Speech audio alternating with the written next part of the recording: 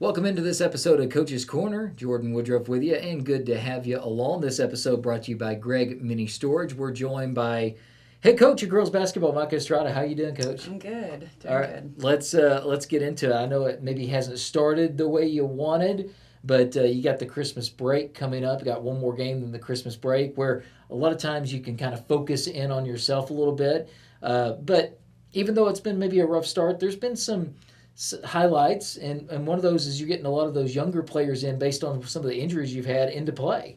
Yeah, we've gotten some, or a few actually, that have gotten some serious time.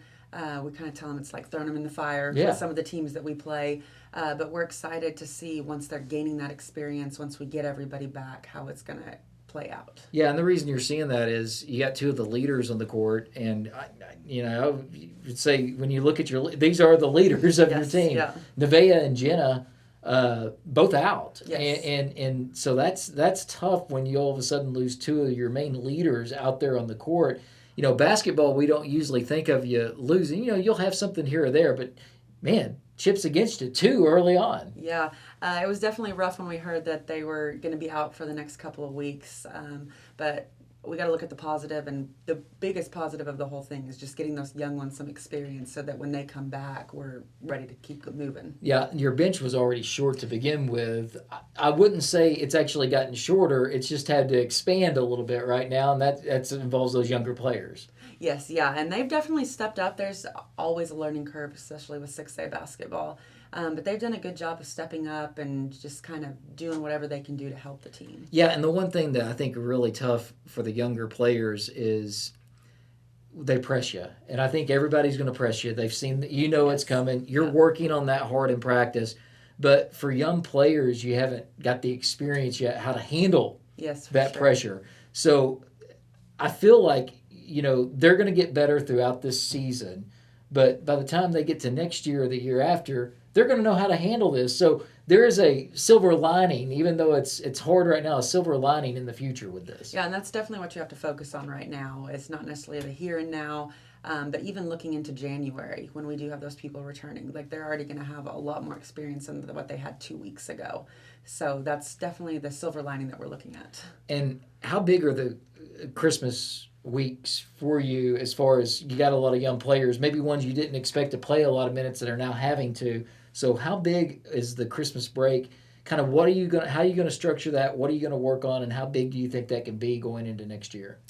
It's going to be pretty big. We've got some of our games that are really, I mean, all games matter, but some of the big games that are really going to matter as far as district placement and things like that coming up pretty early in January. So we're going to have to really work really hard of kind of just building everybody back together once we get everybody back. Working on who's going for who to give breaks and things like that so people can play entire games and be subbed out here and there and things like that. But during practice, we're just going to have to work on mental toughness as always because January is a long haul.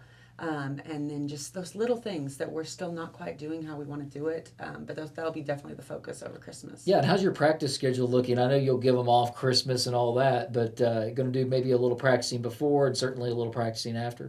Yeah, we'll get a few days. We don't play this Friday or next Friday, so Right. we'll have those last 3 days of break that we'll get in some good practices. I am going to give them several days off this year just to kind of enjoy and take a break. And kind of come back after Christmas we ready to will- work, Yeah, right? we will come back after Christmas ready. We've got our first game on January 6th, so that's even before school starts. So, yeah, we'll definitely be a lot of time in the gym making sure we're back and ready to go before that game. Yeah, and with that, I mean, I always know the Christmas break practices were always kind of the grind. I remember we'd do a practice, and we'd come back and do a shoot around sometimes as well. So, how are you structuring? Like, what, besides what you're going to do, like how are you structuring that? Are you doing just one practice a day? And then just getting them in there because you have a little longer time because you don't have class, Yes. you don't have everything Yeah. else. You can really focus, is what I'm saying during the Christmas break. So that a lot of times to me is where a team is really molded for the year. Yeah, and that'll, like I said before, that'll be a good time to work on the mental toughness because our practices will probably only come in once a day, but they'll be a little bit longer than usual, so we can really break down the areas that we need to work on and focus on those things. All right, and that being said, what are the areas you're really focusing on? I mean, I hit on one with the press, but what else? Yeah, that of course, handling the ball pressure. Blocking out seems to have been a huge issue of ours lately. We seem to be getting there, but then we get bumped off our spots, and just that strength that we really need to have to get those girls out of there. So that's been a constant area of struggle that we've Yeah, had. and you can play great defense, but if you don't get the ball, you haven't closed out the possession. No, and that's what I tell the girls. Why work so incredibly hard on defense and then give them another chance to try to score the ball? Because the other team's chances get higher and higher every time they get a shot off. So you give them 2 and 3 chances. I mean, all of a sudden you're at 30-something%, and a lot of people can make that. How are you going to work on that?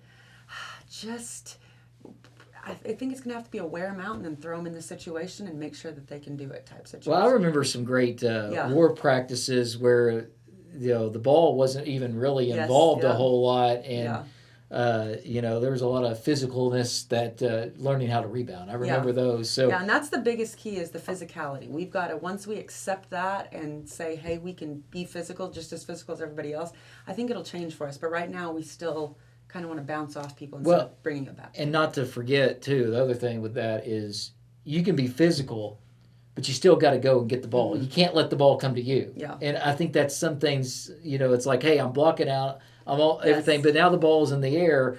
I have to go get that ball. I have to move a little bit. And sometimes that's, hard for it to click sometimes. And I think that's it. Learning how to read it off the rim will be another big thing we work on, because a lot of times we run straight to the rim.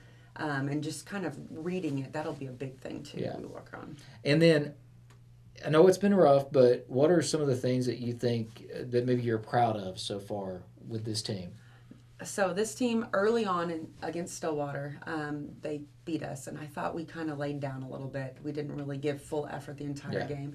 But I feel like, especially with the injuries and stuff that we're going through and things like that, we've had some step up. Our effort level has been there. Okay. There's never really any give up since that very first game. So I am proud of them for that, because we have had adversity hit several times this year already. And we've been talking about that a lot. What are you going to do? Are you going to lay down, or are you going to fight back? So I've been really proud of the fight that they've had, given different circumstances and the people we're playing and stuff like that. Yeah, well, no doubt we're looking for a lot better success in the new year. We're hoping that as well, that everybody has a good Christmas break, but comes back focused, ready to get better, because we're wanting to see some wins out there. And like I said, not looking for a district championship, but be nice if you could finish 5th or 6th even in a district. That way you have a chance to win that playoff game. Yes, definitely. And that's the goal, is going forward. There's a few teams that are on our district that we just know going in are going to be tough. But there's several teams in our district that I feel like we have a really good shot. And so working to make sure we do everything we can do to take care of business on nights like that is going to be really important for us. All right. Well, Coach, best of luck. Thank you. The rest of the year and into the new year. I want to say thanks to Chris behind the camera. Thanks to Coach Micah Estrada, who's been with us. And thanks to our sponsor, Greg Mini Storage. Jordan Woodruff saying so long. Until next time, go Cats.